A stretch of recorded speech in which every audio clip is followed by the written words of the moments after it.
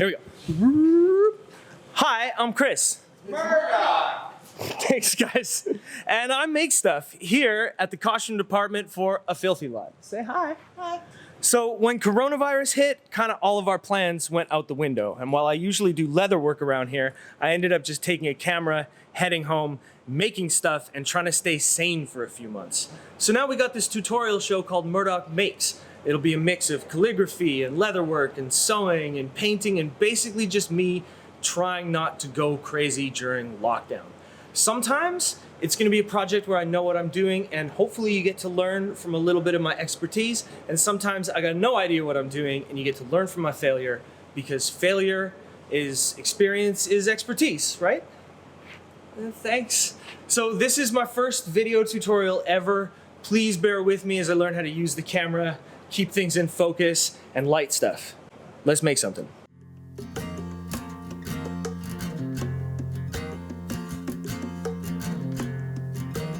Hey everybody, let's make a journal cover. So I have this new moleskin journal here. I'm gonna make a top-down journal cover, or a journal cover that's got the spine at the top, because I could use this in landscape, which is sort of tempting, but I think overall I prefer to draw in portrait. I have this image that I sketched a while ago that I've blown up, but I want to add to it a little bit. So I've taken that and I've made this little thumbnail here. So I'm going to expand it to that. I'm going to make it a couple of layers and stitch it together. First thing I've got to do is I'm going to use the light board, sketch this onto some dot grid paper, measure out the dimensions of the original journal. I think I want to make it look like it's leather bound, so I'm going to actually do a front and back piece. The back piece will be a lot less detailed and maybe have a little pocket in it. And then the spine is going to be a separate piece that'll either be stitched and or riveted on just for effect. So yeah, I got to take this guy, get it onto dot grid paper, expand the image and turn it into more of what I drew in the thumbnail, and then I'm going to tool it.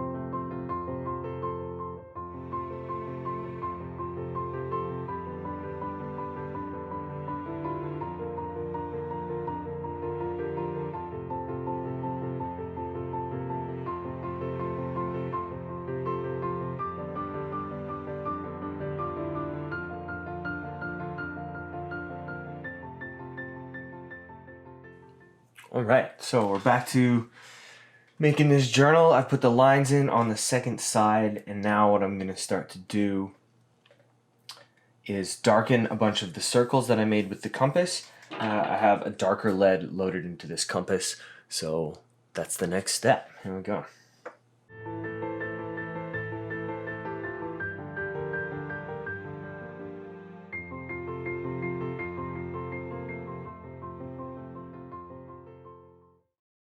Next step, I got on the photocopier and fiddled with the contrast until I got a decent copy of my image. I got it onto an OHP or transparency. If you're doing this at home, the key is just, if you're trying to copy something onto transparency, just make sure that you have your copier set to transparency or thick paper, and it'll go through just fine. So now what I also want, because this image is a little bit bigger than a standard 8.5 by 11 piece, it's going over the edges a little. And I want to put just the outside frame on the back side of the journal cover. So I'm going to trace the frame alone onto some tracing film specifically for tooling leather. And then I can match these things up, trace my frame onto my paper, get this on there, and then start to swivel a knife and tool it.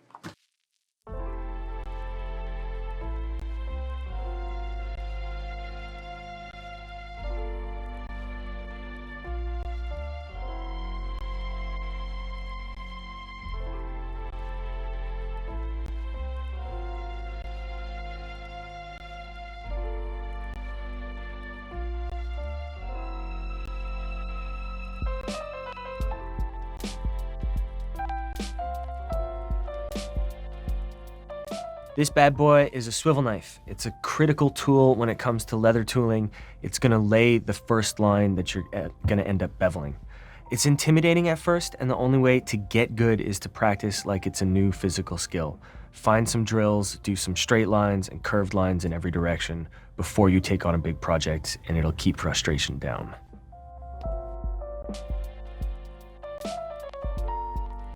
I absolutely love this set of curved bevelers by Barry King. They come as convex or concave, so a set in different sizes is perfect for doing spirals that shrink inwards or outwards. You definitely don't want them to be a crutch, or you're gonna spend all of your time switching tools, but when it comes to getting perfect circles, you've absolutely gotta love it.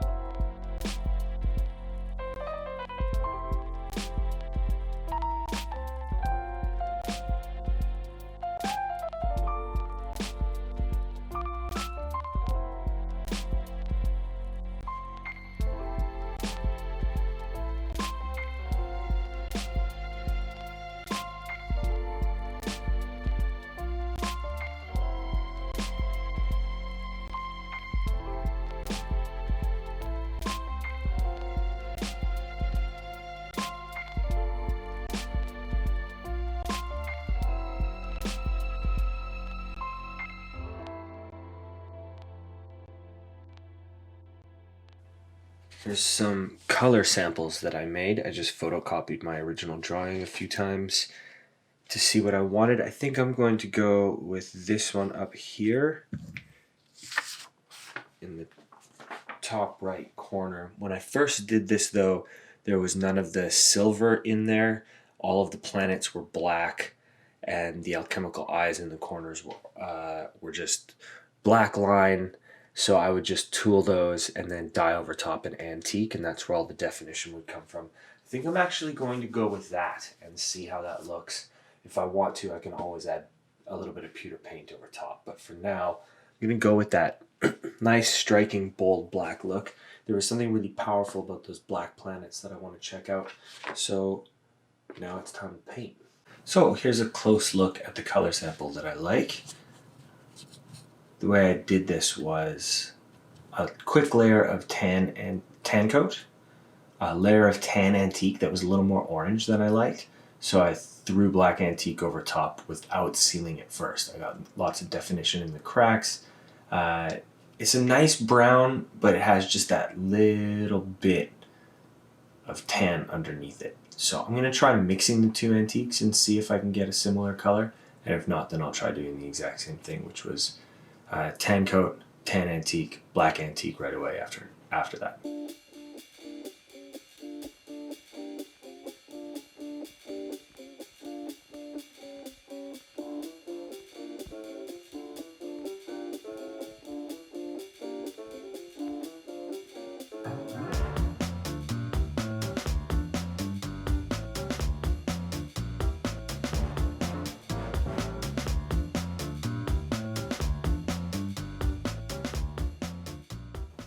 Alright, here's my details in black done for now.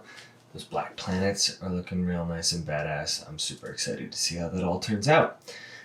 So my next step is going to be painting all the bronze on the borders, and I'm going to punch out the middle with a round punch that I have. I don't have a big enough single circle punch, but I do have a round corner punch that's pretty much the exact diameter of that circle. So I'm going to give that a shot.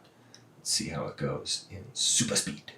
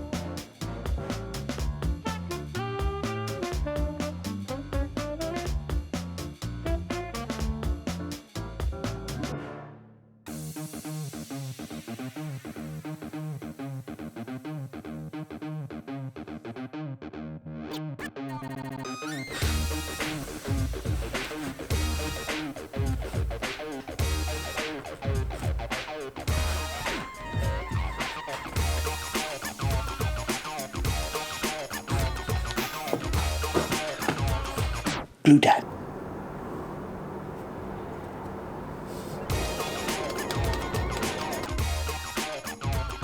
This glue is barge, which is like a contact cement.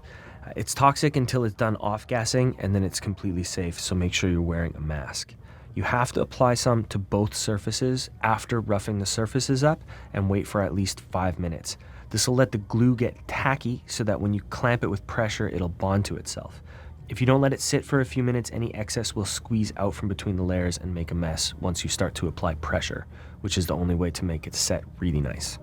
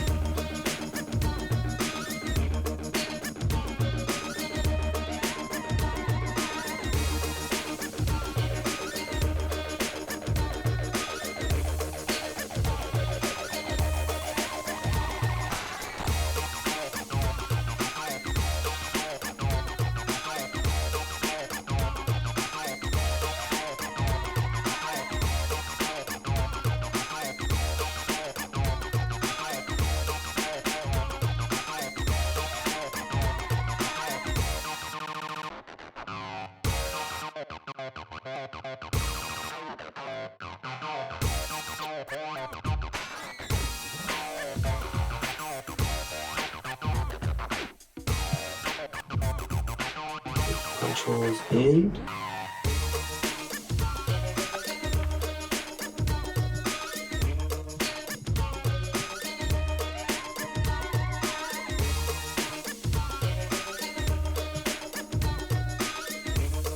Okay, let's talk about dye and antique. There are many ways to use these products, and you have to find your own process depending on what look you want. I'm using antique over a layer of dye without treating the dye with a finish first. So that will let the antique still darken the dye that I've already put on, but it's also going to bring out any small textures in the leather that the coats of dye didn't show.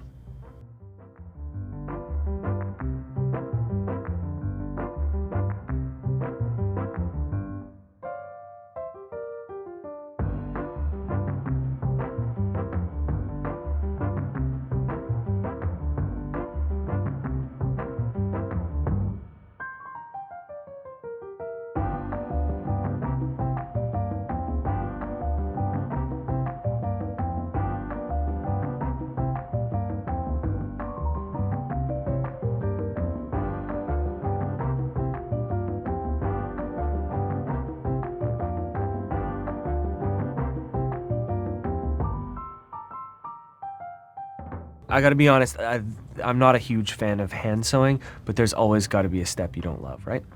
Here, I'm gonna use a standard saddle stitch on the corners, and then I'll attach the journal lining to the front and back sides along the edges before I construct the spine.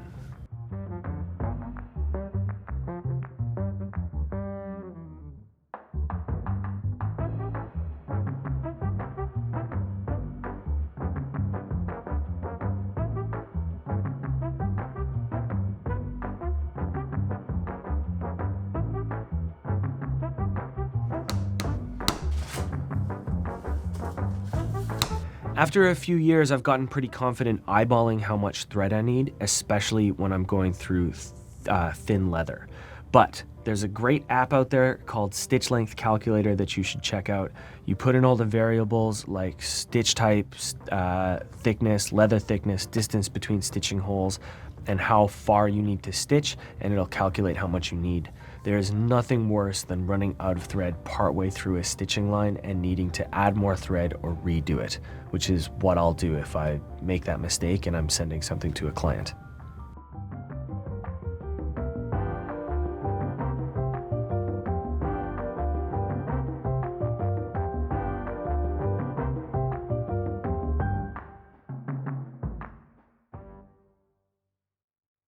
When you're stitching, you gotta make sure you're consistent about where your needles go, because otherwise you'll get what looks like an uneven stitch. A diamond-shaped punch is great for guiding the angle to a great-looking stitch, but you have to make sure you're consistent about whether you're putting your stitches at the front or back of the diamond. If you want more information on this, there's plenty of great saddle stitch tutorials out there, or let us know if you want us to make something even more in-depth so you can get perfect saddle stitches every time.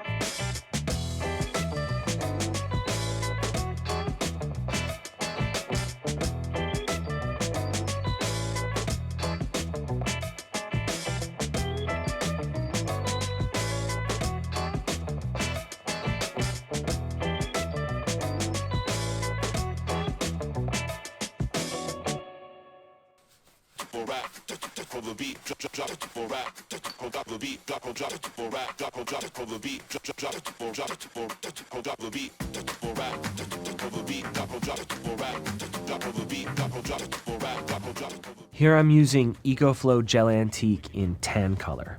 Often I'll like to paint or dye in vibrant colors, completely seal that with Angelus Satin Finisher, and then I'll use black antique over top. It gives me really bold lines and shading when I'm looking for bold colors like that. But on this project, I'm working a little closer to a traditional Western style where I'm applying antique direct to the leather to color and create texture at the same time.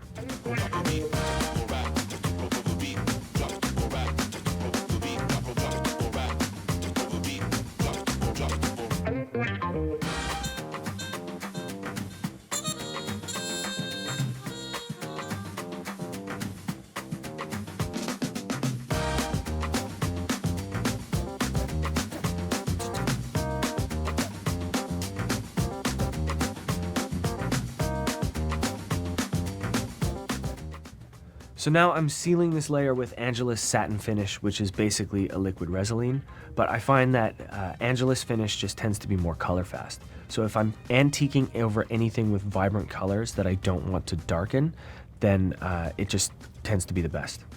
Don't forget that when you're antiquing really vibrant stuff and want the color to stay as true as possible, do at least a couple of coats and let it cure overnight or about 12 hours. It makes a massive difference.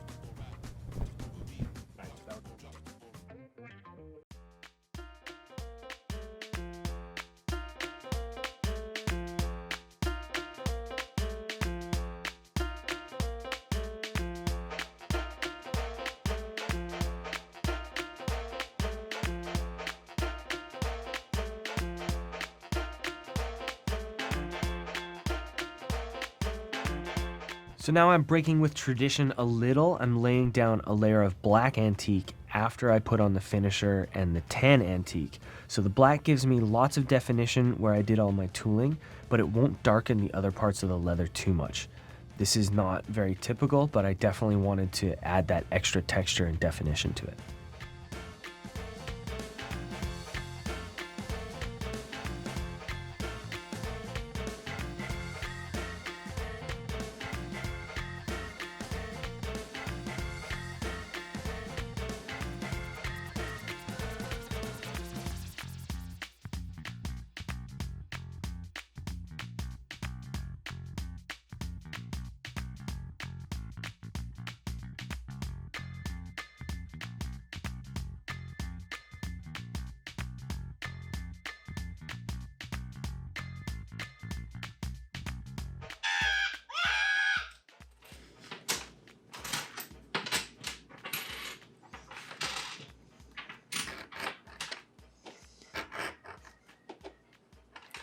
On time lapse. Do you see what COVID has done to us?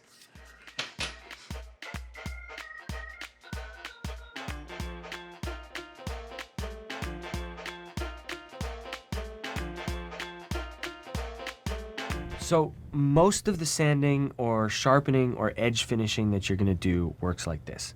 You have to work down in the level of abrasiveness. If you do too big of a jump in how abrasive your material is, there'll be contours in your surface that can't be handled by the next material finer. I find I like to use a 600, then an 800, then about 1,000 grit sandpaper on leather edges. Then I use a rough canvas and then a wood burnisher, and that gives me nice smooth edges that last. In between each edge, I give a little bit of dampness, and on the last two coats of burnish, or the last two steps of burnishing, I'll usually use some saddle soap.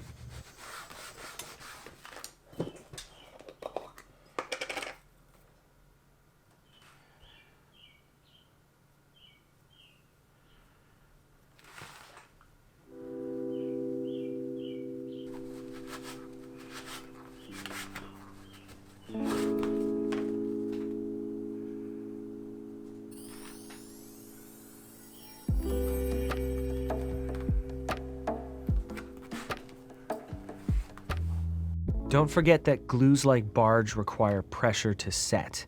Usually you would use clamps, but in a situation like this where my clamps can't reach, I can just use a smooth hammer instead. Make sure it's not scarring the surface of your leather.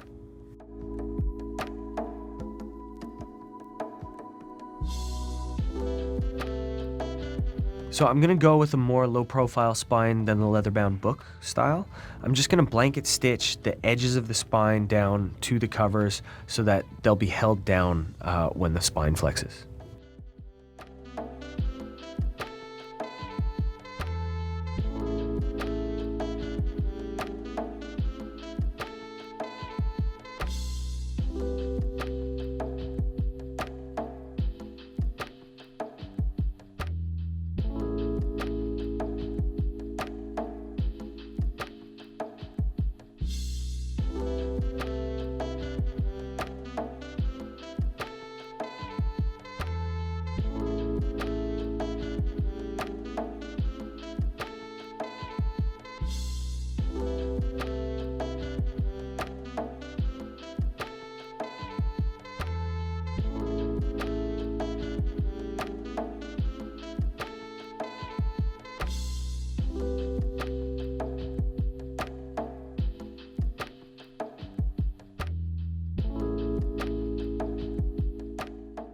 So just like everything else, there's a bunch of options for how you want to finish off your stitch. What I like to do is this. I backstitch about 3 stitches and I do a half square knot each time. Then I tie a full square knot on my last stitch, push one needle to the other side of the leather and pull until the knot sits right in the middle of the actual stitch hole in between the 2 layers of leather. Then I'll use a thread zap, which is basically like a little filament on a battery, and that melts the thread right in there, and it's almost impossible to get at the knot or to get it undone.